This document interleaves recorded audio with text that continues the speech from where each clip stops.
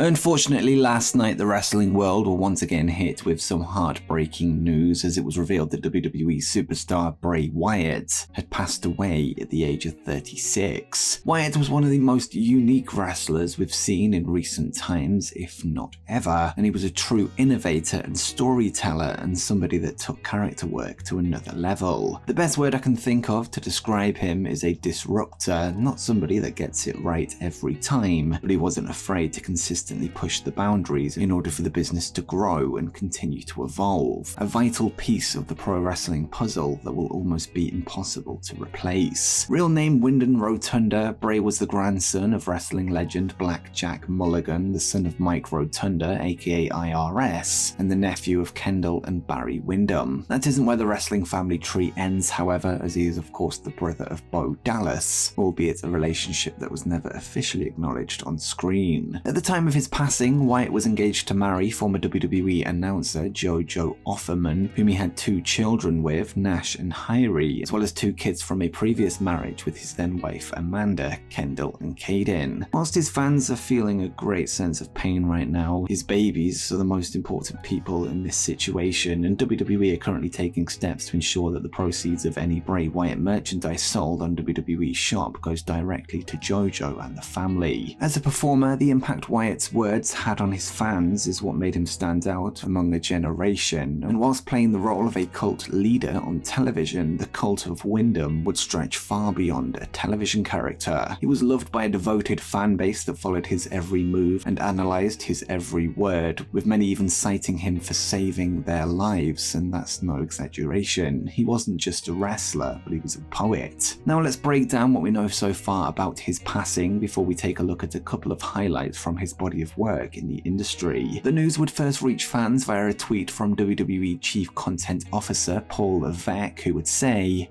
"Just received a call from WWE Hall of Famer Mike Rotunda, who informed us of the tragic news that our WWE family member for life, Wyndham Rotunda, also known as Bray Wyatt, unexpectedly passed earlier today. Our thoughts are with his family, and we ask that everyone respect their privacy at this time." As of the time of the tweet, all we knew about Bray Wyatt's health status was that he'd been off television since February with an undisclosed illness. In fact, we recently had a very positive update on the situation from Fightful Select on August 10, just 2 weeks before his passing, where they would note that he was finally getting closer to clearance after almost 6 months, although extra precautions were being taken to ensure his long-term health. Whilst no specifics were given at the time, the report stated that the illness Bray was battling was both career and life-threatening, but that he'd improved significantly. Following the news of his passing last night, Sean Ross Sapp of Fightful would disclose the details on exactly what led to Wyatt's death, and he would tweet,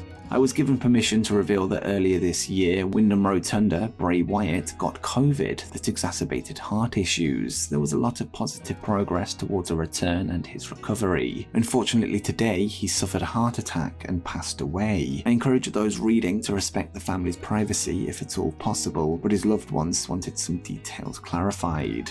The first time I saw the Bray Wyatt character was during his days in WWE developmental at Florida Championship Wrestling, as he was one of the reasons I would seek out the show online on one of those watch wrestling websites on a weekly basis. I'd of course seen him as part of the Nexus and on the original NXT game show, but at that time he wasn't somebody that ever particularly caught my attention, but that all changed when he transformed himself into a whole new beast. Upon the introduction of the Bray Wyatt persona, it was clear to me from day one that this guy had something that very few wrestling characters ever have. Even to this day, he had a purpose. It was instantly understood that he was out to change the world one opponent at a time, to build a legion of followers that latched onto every syllable he spoke. He saw all the flaws in a broken society, and he desperately wanted to shine a light on everything wrong with this world, and if he couldn't fix it, he would destroy it, burning the whole thing down before rebuilding it in his own vision. After the the weekly FCW was transformed into NXT, Wyatt would reach a whole new audience, and it wasn't long before the main roster came calling, with he, alongside his brothers in arms, Luke Harper and Eric Rowan, brought their brand of violence to the masses. Along the way, momentum would sometimes be up, sometimes be down, and not everything clicked, but what never changed was the fans' desire for Bray Wyatt as an idea to work, and to be given the push and the spotlight it deserved. And you can argue that if the office was fully on board, he would have achieved far more than he did, because Wyndham had it all. Laced throughout his work over the years were mentions of some kind of beast or devil living inside Bray Wyatt, something we eventually saw manifest in the form of the Fiend, the embodiment of pure evil. This was after months of Wyatt trying to show his positive side in the Firefly Funhouse, although it was clear that this was merely a mask to hide the darkness that was growing inside him. This is when we were introduced to a new version of Bray Wyatt with all empathy wiped away. I failed to think of many moments in wrestling that made me feel the way I felt when The Fiend first made his way to the ring at SummerSlam 2019 for the match with Finn Balor. It had the familiarity of the original Bray Wyatt entrance music, but this time it was performed by hardcore punk band Code Orange, a stark contrast from the melodic whispering tones of Mark Crozer, the perfect metaphor for the character change. The song would scream the Fiend down to the ring, carrying the head of the man he once was in the form of a lantern, the perfect example of Wyatt's ability to use small details to tell an entire novel in itself. Then the match and the moveset was just the icing on the cake. Those career highlights are just scratching the surface, but the moments that stood out to me are the ones where my eyes first met his creations and his ability to instantly grab you and make you invested, and more importantly, make you want to see what was next. The most amazing thing about all of this is the fact that despite being a multi-time world champion, there's a feeling that we were only scratching the surface of what this great man could accomplish. Now, before we end the video, let's take a look at some words from Wyndham's colleagues from over the years. This is an incredible amount of tributes come pouring in. Let's start with the words of Alexa Bliss, somebody who had close ties with Wyatt on screen in recent years. She would take to Instagram to say,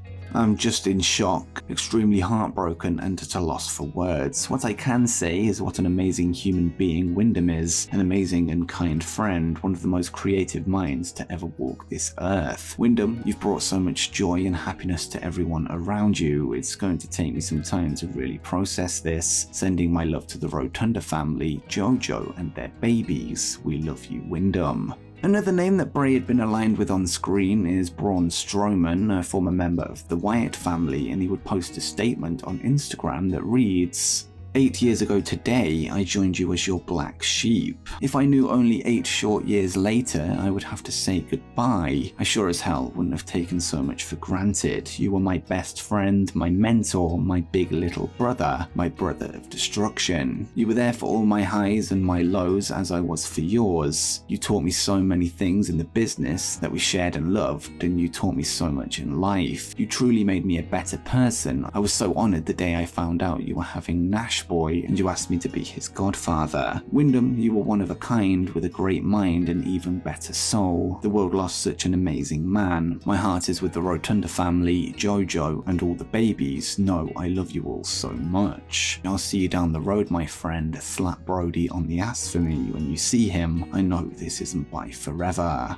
Jason Baker, who alongside Tom Savini would be the creator of the majority of Bray Wyatt and Fiend masks, costumes and props used over the years, would also pay tribute to his late friend Wyndham, taking to Twitter to share his thoughts following the heart-wrenching news. And Jason would write, "Not like this, you are my brother, my best friend. If I would have known that last week was going to be the last time we spoke, I would have told you how much I love you, how much you mean to me, how much you've changed my life, and how honored I am to call you family."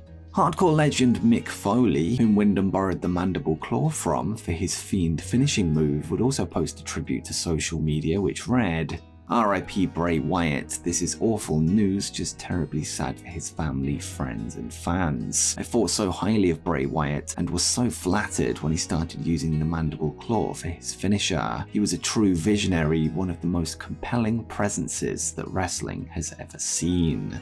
Beyond his gift as a performer, by all accounts, Windham was a great family man and was loved by everyone that knew him, and he'll be greatly missed by all of his millions of fans across the world. This was a video that I never thought I'd have to make, and I still can't quite believe that it's actually happened. But fans of Bray, be sure to share your favourite moments from his career in and outside of the ring in the comments as we celebrate the life of a man taken far too soon. Rest in peace, Windham Rotunda.